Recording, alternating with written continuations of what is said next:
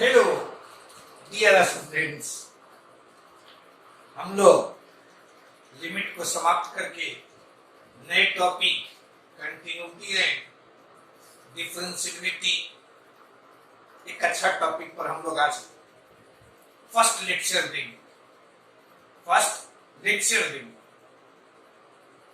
बहुत अच्छा टॉपिक है, उतना ही इम्पोर्टेंट आपको हम बताए थे कि लिमिट यदि आप ठीक ठाक रखते हैं, लिमिट पर तुम्हारी मास्टरी होती है तो कंटिन्यूटी और डिफरेंशियबिलिटी के सवाल को एकदम आसानी से बना दो। जैसे स्टार्ट करते हैं कंटिन्यूटी। देखो तो हम कहें तुमसे ग्राफ ऑफ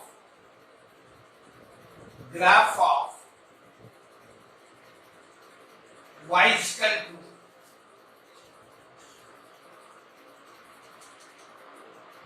यह तुम्हारा GIF,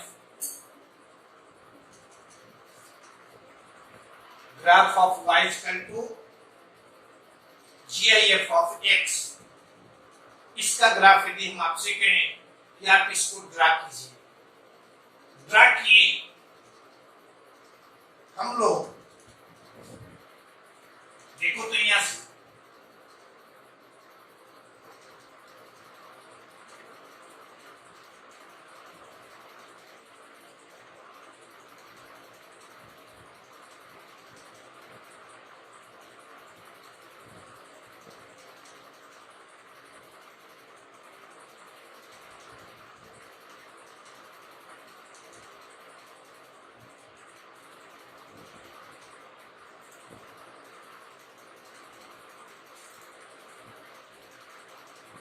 ग्राफ देख रहे हैं। एक ग्राफ तुम्हारा ये, और दूसरा हम कहें graph of y equal to sin x। तो sin x का ग्राफ जब आप खींचते हैं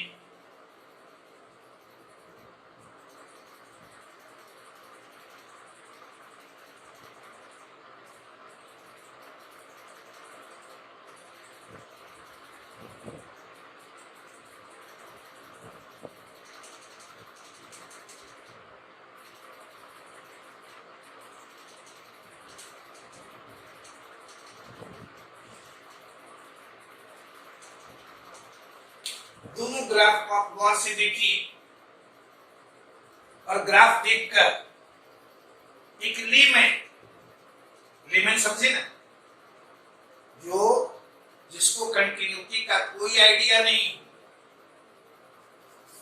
और उससे हम कहें कि ये दोनों ग्राफ में से कौन कंटिन्यूअस है और कौन कंटिन्यूअस नहीं, यानी डिसकंटिन्यूअस। तो आप देखते हैं कि जब हम इसका ग्राफ खींचते हैं तो यहां से यहां तक आने में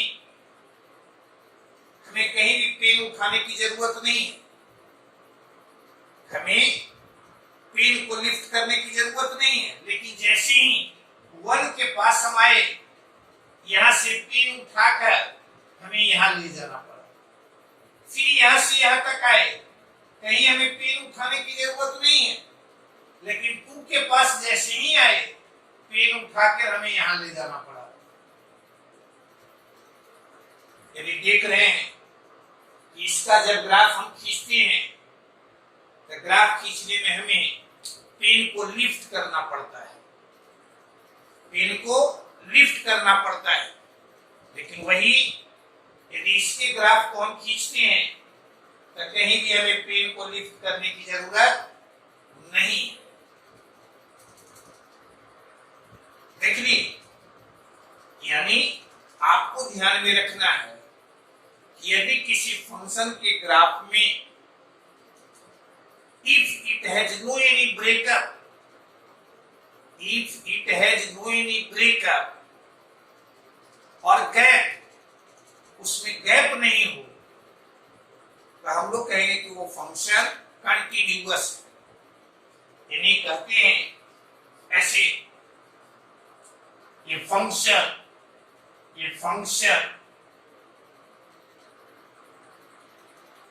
fx is said to be continuous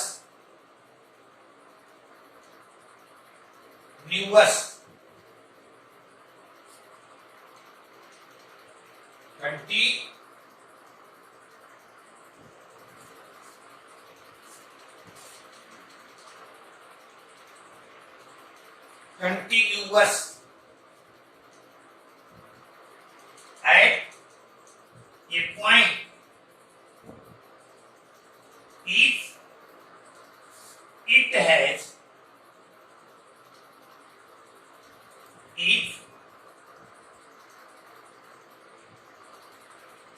if the graph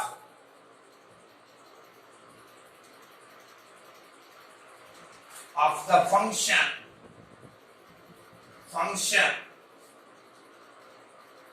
has no breakup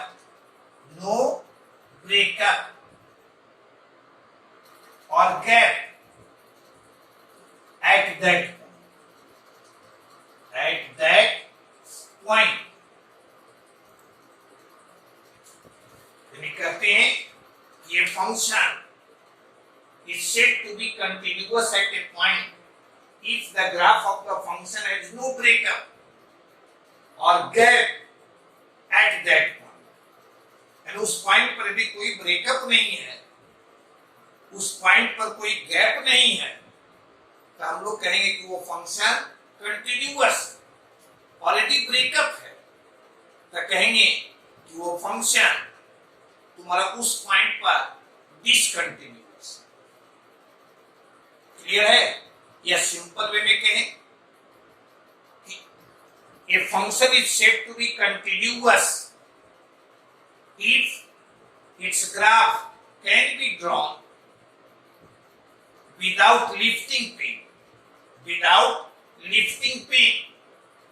यानी बिना पेन को उठाए हुए, लिफ्ट किए हुए यदि ग्राफ को हम ड्रा करते हैं तो कहते हैं कि वो फंक्शन तुम्हारा कंटिन्यूअस होगा। जैसे इसमें कहें, इसमें देख रहे हो कहीं पर कोई ब्रेकअप नहीं है, यानी ये फंक्शन एवरीवेयर कंटिन्यूअस है।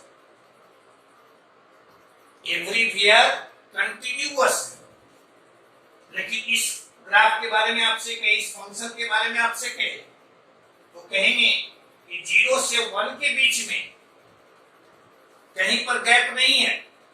गैप कहाँ है?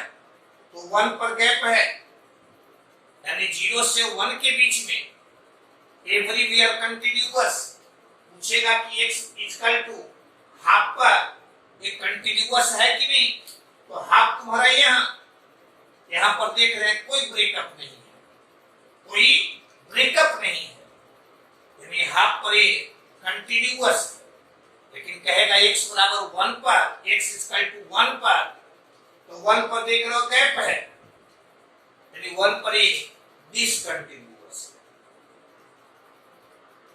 इसके बारे में हम लोग कहते हैं कि जो तुम्हारा ग्रेटेस्ट इंटीजर फंक्शन होता है या फ्रैक्शनल पार्ट फंक्शन होता है, ये तुम्हारा हर एक इंटीग्रल पॉइंट्स पर डिसकंटिन्यूअस होगा, बाकी सारे जगह वो कंटिन्यूअस होगा। जैसे आपसे कहे कि 3/2 पर, तो 3/2 तुम्हारा यहाँ, इसके सामने देखिए कोई गैप नहीं है, यहाँ कोई ब्रेकअप नहीं है, यहां से यहां तक के बीच में देख रहे हैं। ग्राफ यदि खींचते हैं आप तो कहीं पर भी पेन तुम्हें लिफ्ट करने की जरूरत नहीं है। यानी ग्रेटेस्ट इंटीजर फंक्शन के ग्राफ के बारे में कहेंगे कि 1 से 2 के बीच में एवरीवेयर कंटिन्यूअस है।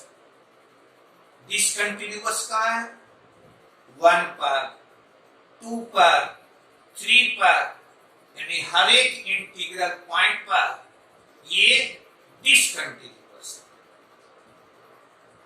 क्लियर है? अब मीनिंग समझ गए कंटिन्यूटी का।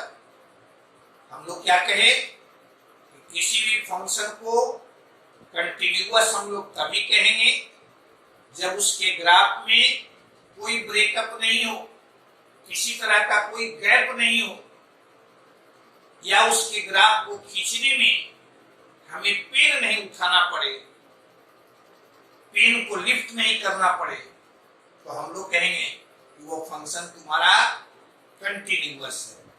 और ग्राफ को ड्रा करने में यदि पेन तुम्हें लिफ्ट करना पड़े, तो जिस पॉइंट पर लिफ्ट करना पड़ेगा उस पॉइंट को हम लोग कहते हैं, उस पॉइंट पर फंक्शन तुम्हारा डिसकंटिन्यूअस। क्लियर है? कोई परेशानी नहीं? देखो तो हम लोग मैथमेटिकली कहते हैं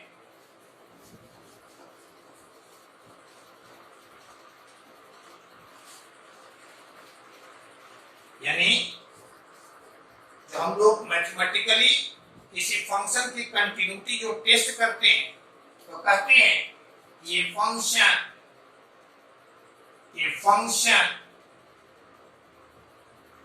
is said to be continuous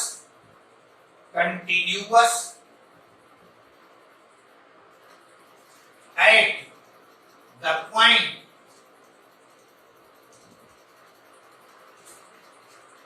x is equal to a, at the point x is equal to a, if RHA is equal to LHA is equal to value of the function, जिसको हम लोग short में लिखते हैं VF, यानी that is if RHA, अब देखो तो RHA मीन्स हुआ limit x tends to 0 f a plus h, LHA means हुआ limit h tends to 0 f a minus h, और यह तुम्हारा f a। यदि ये तीनों इक्वल मिले, ये तीनों इक्वल मिलता है, तो हम लोग कहेंगे उस पॉइंट पर फंक्शन तुम्हारा कंटिन्यूअस होगा। ये तीनों बराबर नहीं मिले, दो बराबर मिले, तो हम लोग कहेंगे कि फंक्शन तुम्हारा कंटिन्यूअस नहीं है। ये आपको ध्यान में रखना है कि फंक्शन को कंटिन्यूअस, किसी पॉइंट पर कंटिन्यूअस होने के लिए वहां पर RHA, LHA और वैल्यू ऑफ द फंक्शन, ये तीनों तुम्हारा सेम होना चाहिए। क्लियर है? आगे बढ़िए। हाँ जी, देखो तो एक एग्जाम्पल दिए, हमारा कहता है कि prove that fx is equal to this is continuous at x बराबर x is equal to 1। आप क्या पढ़े कि फंक्शन को कंटिन्यूअस होने के लिए RHA, LHA और वैल्यू ऑफ द फंक्शन, ये तीनों इक्वल होना चाहिए, ये तीनों इक्वल होना चाहिए। अब देखो यहां से x is equal to 1 पर हमें टेस्ट करना है, तो यहां 4 RHA के लिए देखो तो x का मान क्या होना चाहिए, तो x तुम्हारा ग्रेटर देन 1 होना चाहिए। कोई डाउट नहीं इसमें? 1 तुम्हारा नंबर लाइन पर यहां है, तो RHA का मतलब हुआ कि इधर से इधर आएगा, यानी x का मान 1 से अधिक है और धीरे धीरे वो टेंस करेगा 1 की ओर। तो देखो तो x का मान यदि ग्रेटर देन 1 है, तो x का मान ग्रेटर देन 1 के लिए फंक्शन का मान क्या है, यानी for RHA x greater than 1 और तब fx का मान 4x³ - 3x।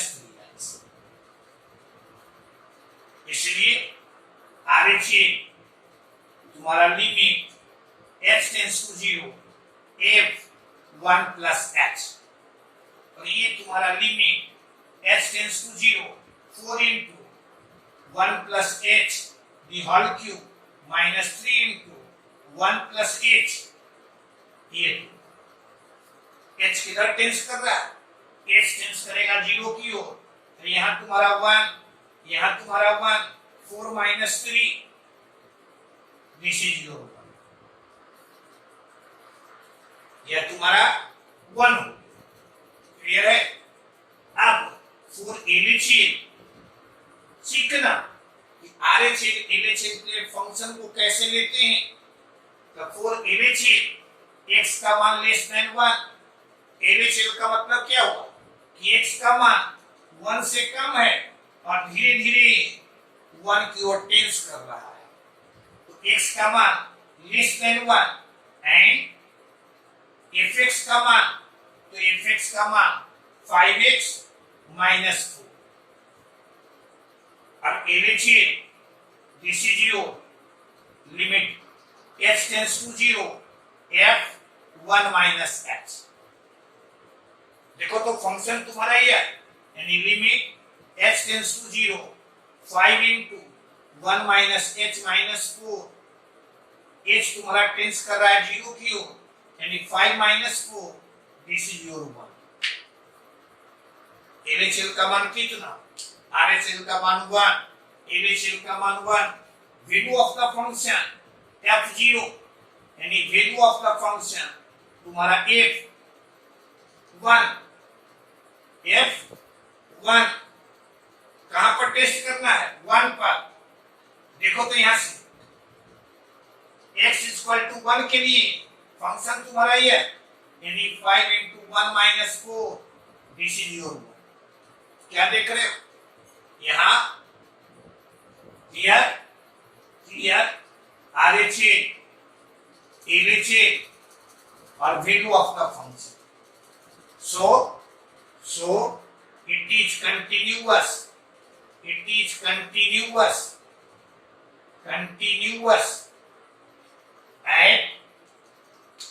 x बराबर x = 1।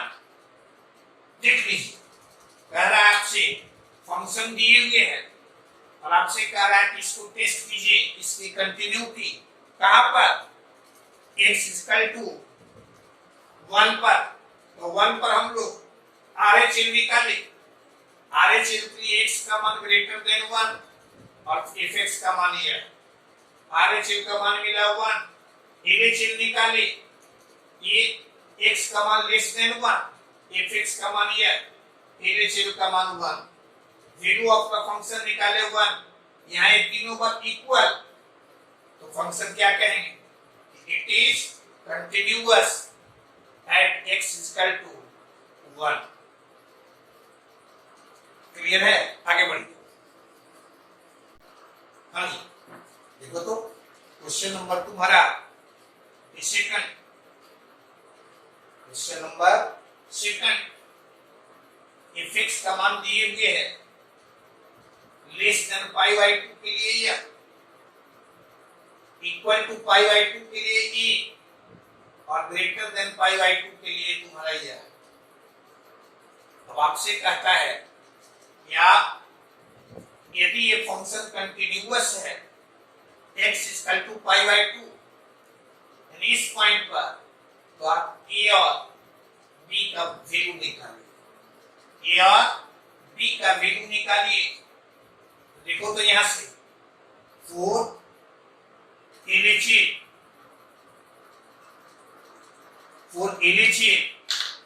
x, देखो तो LHS के लिए x है तुम्हारा लेस देन π/2 और x लेस देन π/2, तो fx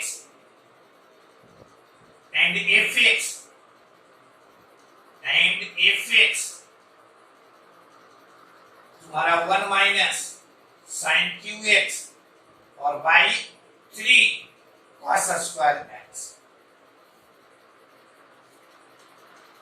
क्लियर है, अब यहां से LHA, तो LHA यानी limit h tends to 0 f pi by 2 और माइनस h, यानी यहां चला जाएगा limit h tends to 0 f pi by 2, f pi by 2 minus h यानी 1 माइनस साइन q, यहाँ पाई बाई 2 और minus h by 3 cos square pi by 2 और minus h. This is your limit h tends to 0, h tends to 0, तो यहाँ आ जाएगा 1 minus cos QH और by 3 sine square h. Clear है? तो ये ऊपर वाले को लिख सकते हैं, यानी लिमिट यहाँ h टेंड्स टू 0 यानी 1 minus cos h into 1 plus यहाँ cos h और plus cos square h by 3 1 minus cos square h यानी 1 minus cos h into 1 plus cos h. Clear है? क्या किए? यहाँ साइन स्क्वायर h की जगह पर हम लिख दिए 1 माइनस cos स्क्वायर h, और 1 माइनस cos स्क्वायर h को फैक्टराइज किए, यह मिला. कहें कि इसका लिमिटिंग वैल्यू, तो इसका लिमिटिंग वैल्यू 1, h तुम्हारा टेंस कर रहा है 0 की ओर, यानी यह तुम्हारा यहाँ cos 0 1 यानी ऊपर में 1 प्लस 1 प्लस 1 बाई 3 इंटू यहाँ 1 प्लस 1 यानी दिस इज योर 1 बाई 2. यानी यहाँ क्या देखिए, LHL का मान हमें मिला 1 बाई 2. कितना मिला? 1 बाई 2. अब यहाँ से देखो तो लिखेंगे यहाँ 4 RHA हम लोग लिखेंगे RHL तुम्हारा या 4 RHA x greater than pi by 2 and fx तुम्हारा b into 1 minus sin x by pi minus 2x the whole square. यानी RHL, तो RHL तुम्हारा limit h tends to 0 f pi by 2 plus h, यानी limit h tends to 0 b into 1 minus sin pi by 2 plus h, और नीचे में तुम्हारा pi minus 2 into pi by 2 और plus h, इसका स्क्वायर, इसका स्क्वायर. क्लियर है? यह चलाएगा लिमिट h टेंड्स टू 0 ऊपर में b into 1 minus cos h, और नीचे में देखो तो इसको यदि हम इससे मल्टीप्लाई करेंगे तो माइनस पाई प्लस पाई तुम्हारा समाप्त, नहीं इसको इससे मल्टीप्लाई करेंगे माइनस 2h, इसका स्क्वायर करेंगे, this is your 4h square, 4h square. और ये चलाएगा देखो तो एल ऑप्टर रूल यहाँ लगा दें तो लिमिट यह तुम्हारा किस रूप का, तो ये 0/0 का फॉर्म, यानी यहाँ तुम्हारा b1 का डिफरेंशिएशन 0 और माइनस cos h यानी माइनस ये तुम्हारा चलाएगा sin h, sin h. क्या किए हैं? LH रूल लगा दिए, LH रूल लगाए तो sin h यहाँ तुम्हारा 8h, या और भी हमारे पास तरीका था, इसको लिख देते 2 sin square h by 2 sin square h by 2, या इसका limiting value this is your 1 यानी b by क्लियर है? यानी ये तुम्हारा RH या तुम्हारा 1 बाई B बाई 8 और वैल्यू ऑफ द फंक्शन यह तुम्हारा ए। फंक्शन कैसा है? कंटिन्यूअस है। कंटिन्यूअस है इसका मतलब है कि a equal to half equal to b by 8, यानी a का मान कितना? तो a तुम्हारा हाफ और b का मान कितना? तो b इक्वल टू 4। क्लियर है? कोई परेशानी? आगे बढ़ो। देखो क्वेश्चन नंबर तुम्हारा 3rd, क्वेश्चन नंबर 3rd कहता है f x का मान तुम्हें दिए हुए 1 plus mod of sine x whole पर power a by mod of sine x का जब x का मान -5/6 से बड़ा हो और 0 से छोटा हो, इसका मान b जब x बराबर 0, इसका मान यह with x greater than 0। कहता है determine a and b such that f is continuous at x is equal to 0। यानी फंक्शन तुम्हारा x is equal to 0 पर कंटिन्यूअस है, तो आपसे a and b का मान पूछता है। अब देखो तो यहाँ से हम लोग यहाँ यदि RHL निकालते हैं, RHL के लिए x का मान greater than 0, x greater than 0 के लिए फंक्शन तुम्हारा यह, कोई डाउट नहीं इसमें।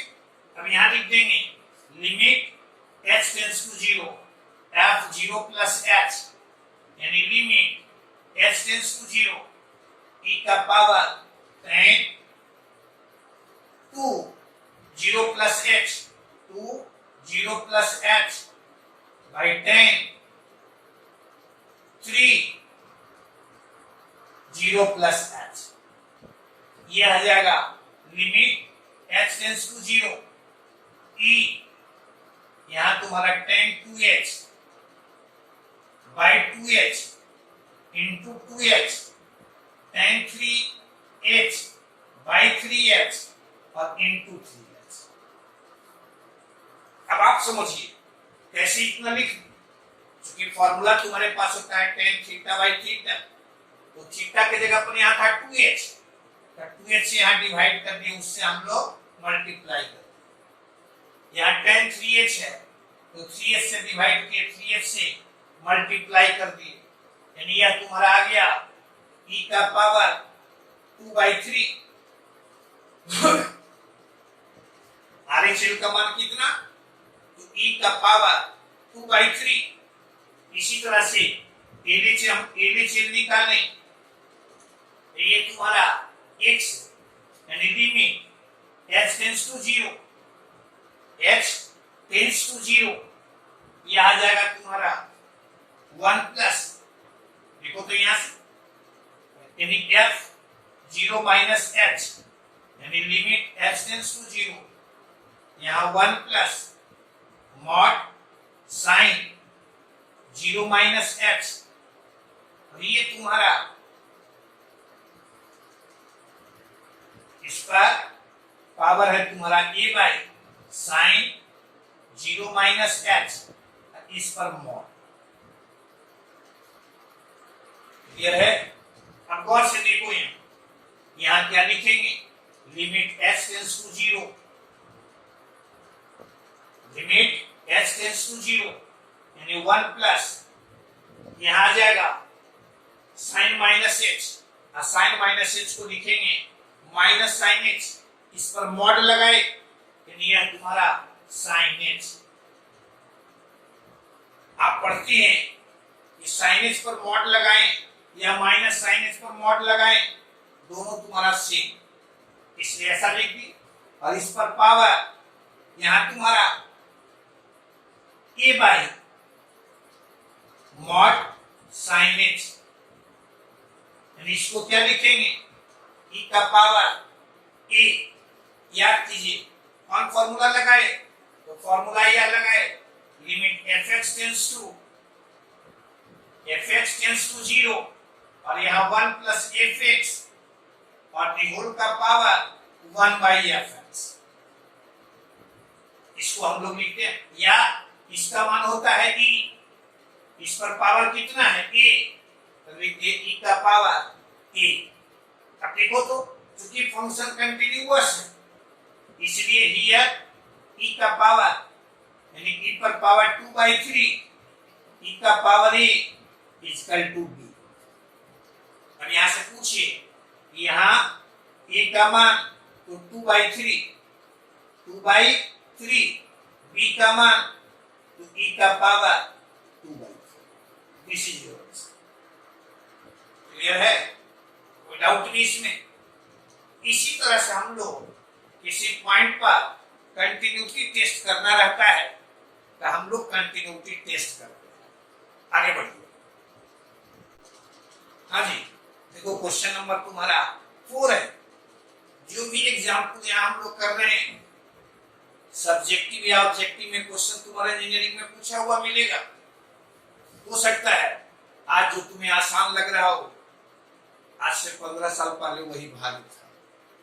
ये सब क्वेश्चन तुम्हारा सब्जेक्टिव में ऑलरेडी पूछ चुका है। अब कहता है कि fx का मान यह दिए हुए है कब, जब x not equal to x not equal to 0। Not equal to 0 mean समझे, यानी ग्रेटर देन 0 के लिए भी तुम्हारा यही फंक्शन है, लेस देन 0 के लिए भी तुम्हारा यही फंक्शन है। क्लियर है? यानी RHL हमें निकालना रहेगा तो सीधे हम लोग लिखेंगे RHL, तो यह तुम्हारा लिमिट h टेंस टू 0 और f 0 plus h, 0 plus h, यानी x के जगह पर 0 प्लस h देंगे तो यहाँ आ जाएगा लिमिट h टेंस टू 0, यहाँ log ऑफ यहाँ 1 प्लस ah और minus log of 1 minus bh, यहाँ बेसी यहाँ बेसी, यहाँ तुम्हारा 0 प्लस h तो h सीधे लिख सकते। 0 हमें देने का कोई सेंस नहीं, ऐसा लिख। अभी ये तुम्हारा आ गया, गौर से देखो, इसको हम लोग लिख सकते हैं लिमिट h टेंस टू 0, यहाँ log ऑफ 1 प्लस ah बेसी बाई h और गुने a minus log of 1 minus bh बेसी माइनस bh और गुने माइनस b। क्लियर है? देखते हैं कुछ गुना और भाग किए क्या सोचकर याद कीजिए आप। लिमिट fx टेंस टू 0 जो तुम्हारा स्टैंडर्ड फॉर्मूला है, log ऑफ 1 प्लस fx और बाई fx। क्लियर है? इसका मान दिस इज योर वन, तो यहां आ जाएगा इसका मान 1, इसका मान 1, यानी यहां तुम्हारा a और प्लस b। क्लियर है? RHL का मान कितना?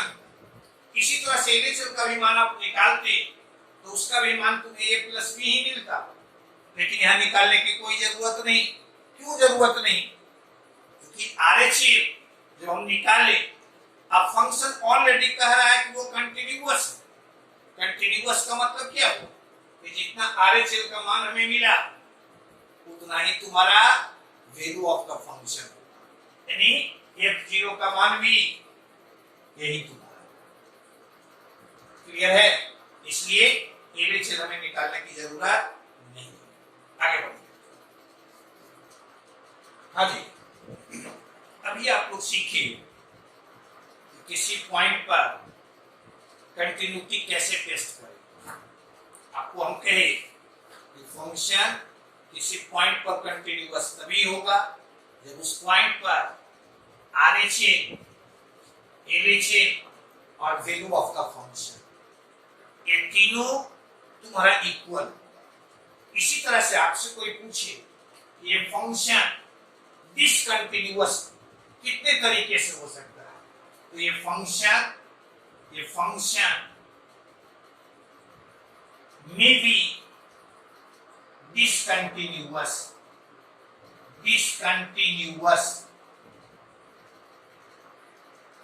in the following ways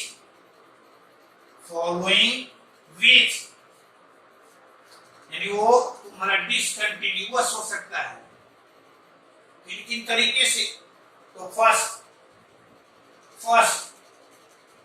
RHA और LHA दोनों तुम्हारा इक्वल नहीं हो। इसका मतलब क्या हो कि लिमिट does not exist यानी लिमिट यदि एग्जिस्ट नहीं करता है उस पॉइंट पर, तो जब लिमिट ही एग्जिस्ट नहीं कर रहा है तो वो फंक्शन तुम्हारा डिसकंटिन्यूअस। दूसरा RHA LHA ये दोनों बराबर इक्वल हो, लेकिन ये वैल्यू ऑफ द फंक्शन की इक्वल नहीं, यानी लिमिट एग्जिस्ट करता हो लेकिन ये वैल्यू ऑफ द फंक्शन की इक्वल नहीं हो।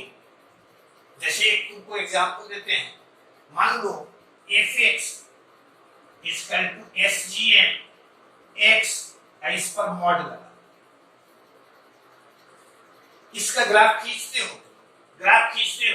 तो ग्राफ खींचते हैं ऐसे मिलता है x dash o x y o y dash, इसका ग्राफ तुम्हारा इस और यहां तुम्हारा ये। हम पूछें x = 0 पर ये कंटिन्यूअस है, तो गौर से तुम देखना, पहले तो यहां देख लो ब्लैंक खाली है, गैप जैसे ही देखे कहे ये तुम्हारा कंटिन्यूअस नहीं होगा, यानी x = 0 पर ये डिसकंटिन्यूअस होगा। या कहें हम इसका जब हम ग्राफ खींचते हैं, देख लो यहां से जब हम चले, कहीं भी पेन हमें लिफ्ट करने की जरूरत नहीं पड़ी, लेकिन यहां पर जैसे ही आएंगे हमें लिफ्ट करने की जरूरत पड़ेगी, यानी कहेंगे कि फंक्शन तुम्हारा x = 0 पर डिसकंटिन्यूअस। ऐसे भी तुम देखो LHL का मान कितना, तो LHL का मान 1, RHL का मान कितना 1, यानी LHL RHL दोनों इक्वल है, बट यहां देख रहे हो F0 तुम्हारा 0 मिल रहा है। F0 कितना मिल रहा है, यानी ये दोनों इक्वल है लेकिन इसके इक्वल नहीं, ठीक है, यानी value of the function equal नहीं है। यानी तीसरा थर्ड FA यानी value of the function is not defined, value FA is not defined, FA is not defined, यानी FA भी तुम्हारा डिफाइंड नहीं है, तो कहेंगे कि फंक्शन तुम्हारा कंटिन्यूअस नहीं है। क्लियर है, कोई परेशानी नहीं। और फोर्थ एटलीस्ट, यानी यदि RHA LHA तुम्हारा इनफाइनाइट मिलता है, at least one of RHA and LHA is infinite,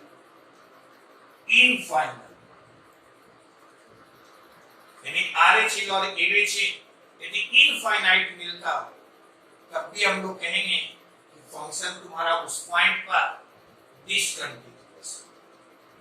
clear है, कोई परेशानी नहीं। यानी किसी फंक्शन को डिसकंटिन्यूअस होने के लिए कितने सारे कंडीशन चाहिए, ये देख रहे हो, ये चार में से कोई मिल जाएगा तो कहेंगे कि वो डिसकंटिन्यूअस। फर्स्ट क्या है, RHL not equal to LHL, यानी लिमिट तुम्हारा एग्जिस्ट नहीं करे। सेकंड, लिमिट एग्जिस्ट करे लेकिन वैल्यू ऑफ द फंक्शन के इक्वल नहीं। तीसरा, वैल्यू ऑफ द फंक्शन तुम्हारा डिफाइंड नहीं हो। और चौथा, at least one of LHL and RHL is infinite. Clear है? आगे बढ़ो। देखो ये सब ध्यान में रखना।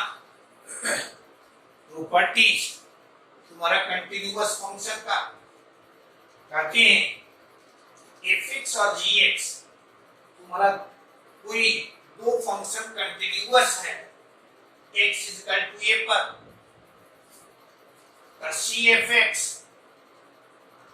यानी fx यदि कंटिन्यूअस है किसी पॉइंट पर, उसको यदि हम किसी कांस्टेंट से मल्टीप्लाई कर दें तो वह भी उस पॉइंट पर कंटिन्यूअस होगा। fx और gx यदि कंटिन्यूअस है x इक्वल टू a पर, तो fx प्लस माइनस gx यह भी कंटिन्यूअस होगा x इक्वल टू a पर। fx इनटू gx यह भी कंटिन्यूअस होगा at x equal to a। fx by gx यह भी कंटिन्यूअस होगा at x equal to a। खाली ध्यान में क्या रखना है कि ga का मान नॉट इक्वल टू 0 होना चाहिए, provided ga not equal to 0। क्योंकि ga भी 0 हो जाएगा यहीं पर ये अनडिफाइंड हो जाएगा। क्लियर है? इसी तरह से आप एक चीज और सीखिए कि यदि fx तुम्हारा कंटिन्यूअस फंक्शन है और gx तुम्हारा डिसकंटिन्यूअस फंक्शन है किसी point x equal to a पर, किसी point x equal to a पर, तब fx plus minus gx is discontinuous. यानी एक तुम्हारा कंटिन्यूअस हो किसी पॉइंट पर, दूसरा तुम्हारा डिसकंटिन्यूअस हो, तब उन दोनों का सम या डिफरेंस उस पॉइंट पर डिसकंटिन्यूअस होगा। क्लियर है? लेकिन fx into gx यह तुम्हारा कंटिन्यूअस भी हो सकता है और डिसकंटिन्यूअस भी हो सकता है। यानी इट मे बी कंटिन्यूअस और डिसकंटिन्यूअस, कंटिन्यूअस और discontinuous.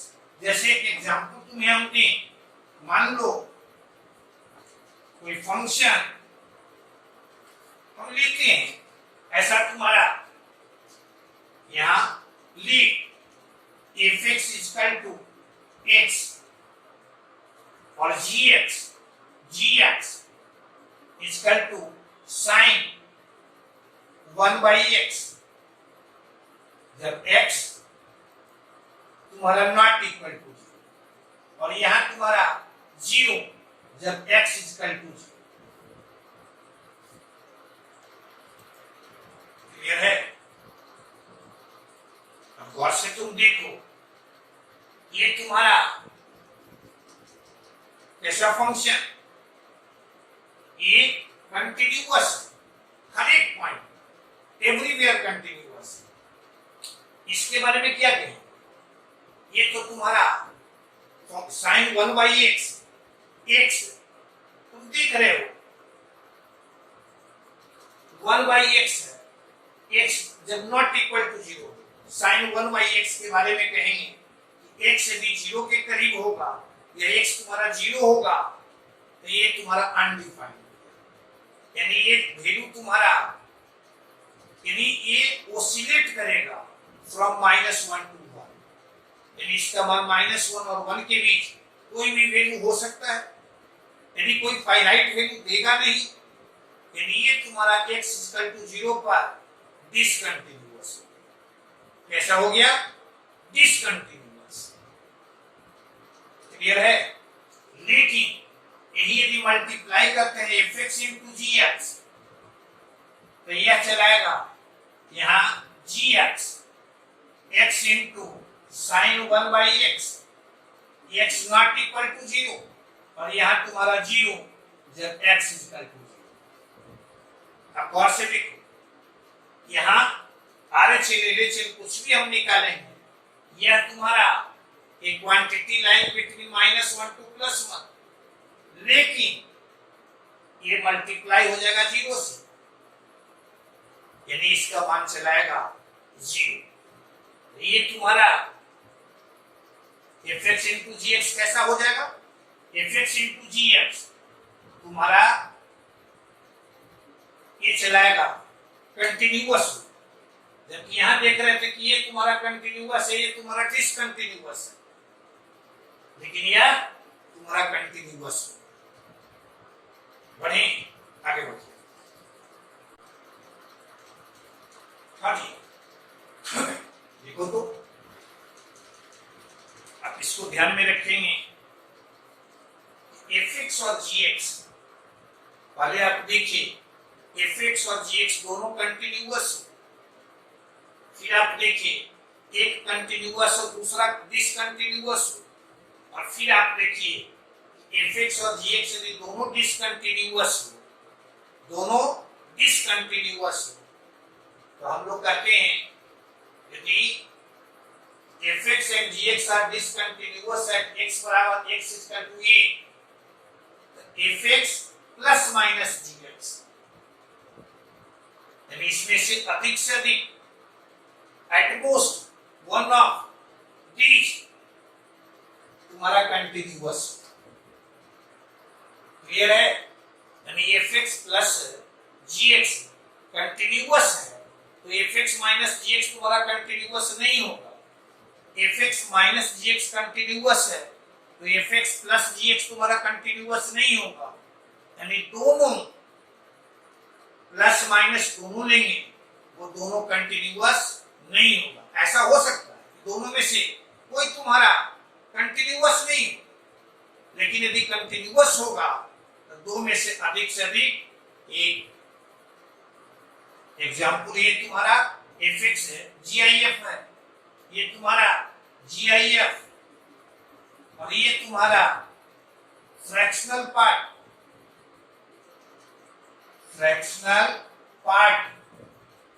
Function.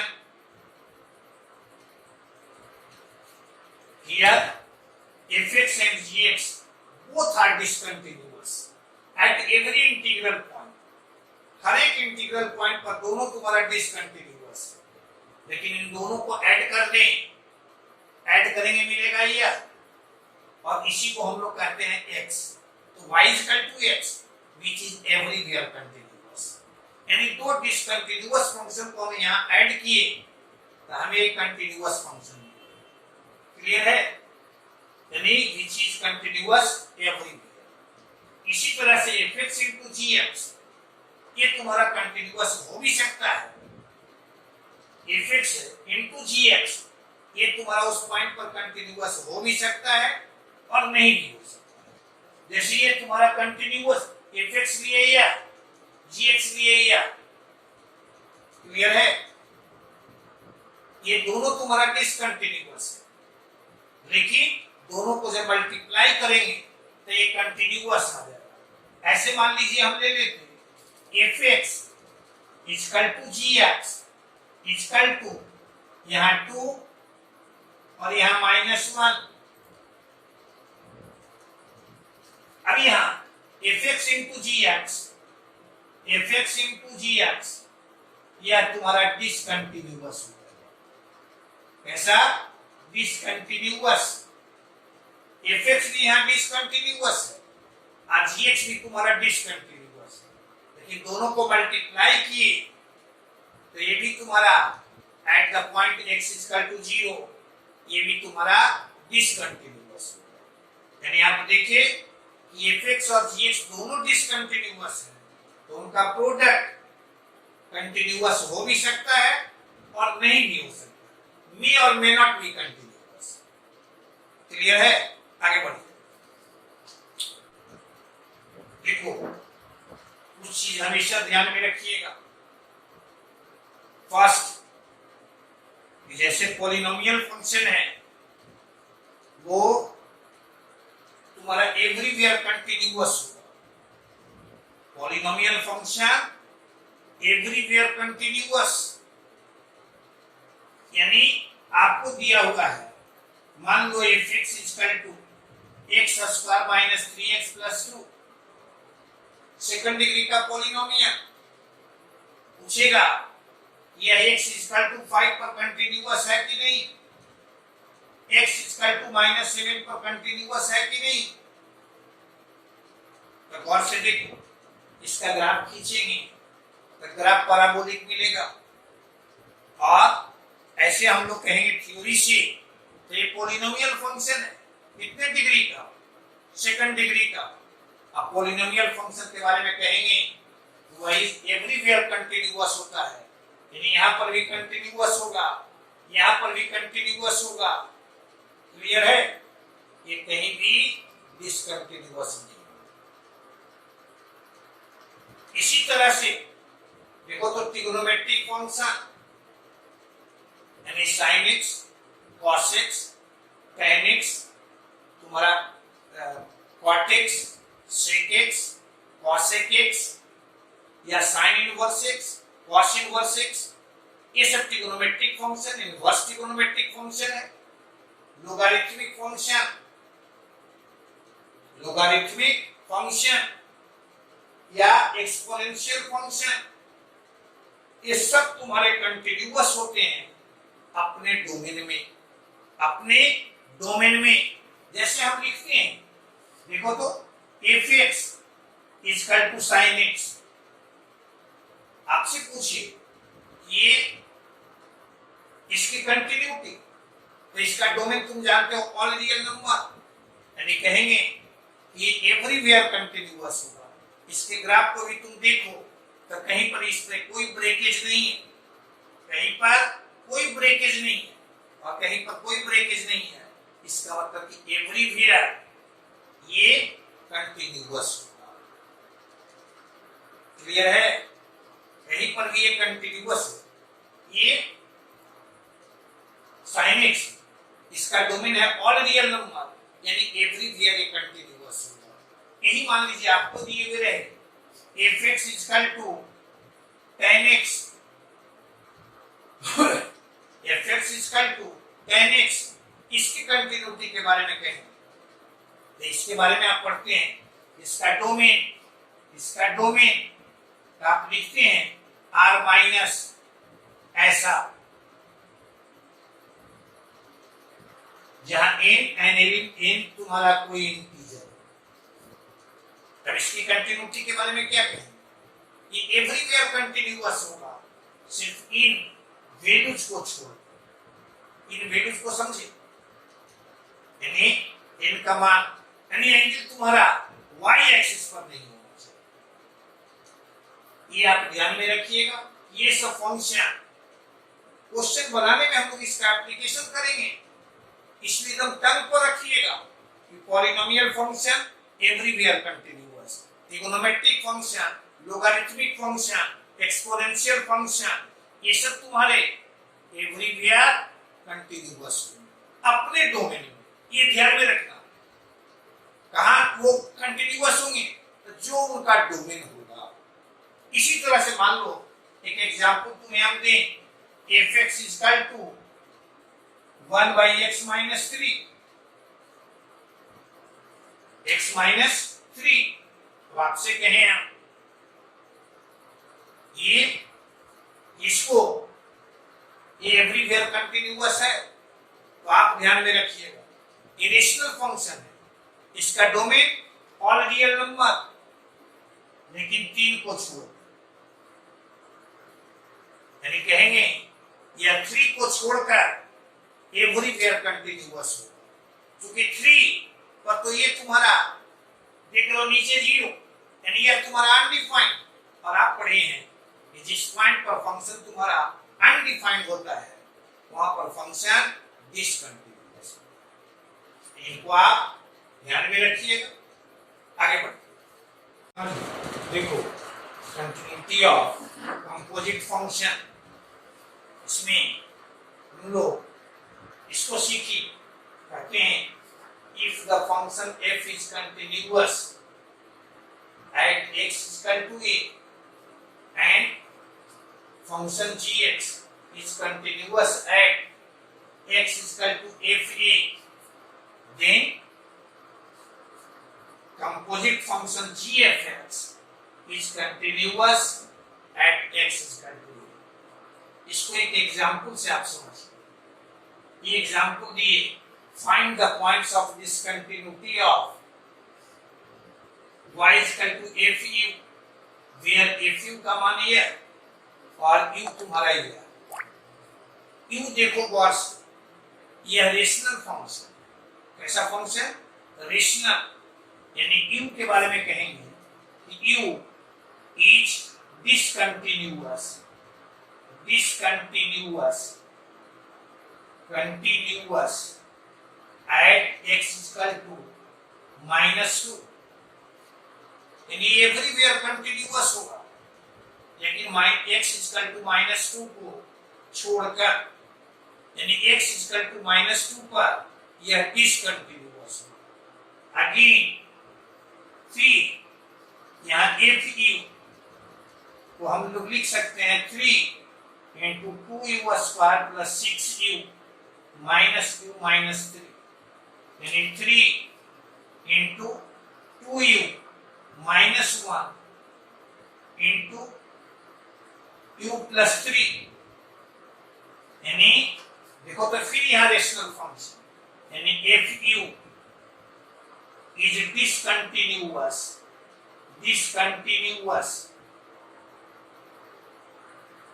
at u is equal to half and u is equal to -3,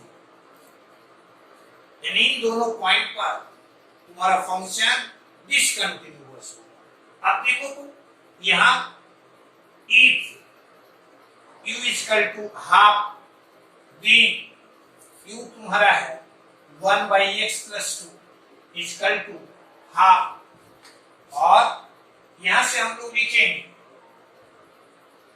यानी plus x is equal to 0, यानी जहां u का मान हाफ होगा वहां पर फंक्शन तुम्हारा डिसकंटिन्यूअस, यानी ये फंक्शन तुम्हारा x is equal to 0 इस पॉइंट पर भी डिसकंटिन्यूअस। फिर u is equal to -3 पर भी ये फंक्शन तुम्हारा डिसकंटिन्यूअस है, तो यहां से हम लोग लिखेंगे if u is equal to -3, then यहां लिख देंगे 1/x plus 2 is equal to -3, clear है? अब इससे लिखेंगे हम लोग x plus 2 is equal to -1/3 और x is equal to -5/3, यानी कहेंगे क्योंकि u is equal to -3 पर ये डिसकंटिन्यूअस है, यानी इस पॉइंट पर भी ये डिसकंटिन्यूअस होगा, यानी आप क्या देखें, कहेंगे द, यानी सो y, यानी ये तुम्हारा फंक्शन डिसकंटिन्यूअस होगा, सो y will be discontinuous at x is equal to, एक तुम्हारा -2, दूसरा तुम्हारा 0 और तीसरा तुम्हारा -3, यानी ये 3 पॉइंट पर डिसकंटिन्यूअस। क्लियर है? इसको आप ध्यान में रखिएगा, तो फिर हम लोग नेक्स्ट लेक्चर में करेंगे, अगले दिन हम लोग करेंगे। हम समझते हैं इसको समझने में आपको कोई परेशानी नहीं हुई, और इतना यदि ध्यान में रखिएगा तो लेक्चर 2, 3 ये सब तुम्हारे लिए और आसान हो जाएगा। क्लियर है? कोई परेशानी नहीं? आसान था ना? जब आसान है तो उतने ही आसान तरीके से हम आपको इसे सिखाए हैं, इसलिए इसको आप लाइक कर दीजिएगा, शेयर कर दीजिएगा दोस्तों के बीच में और सब्सक्राइब कर दीजिएगा। ओके।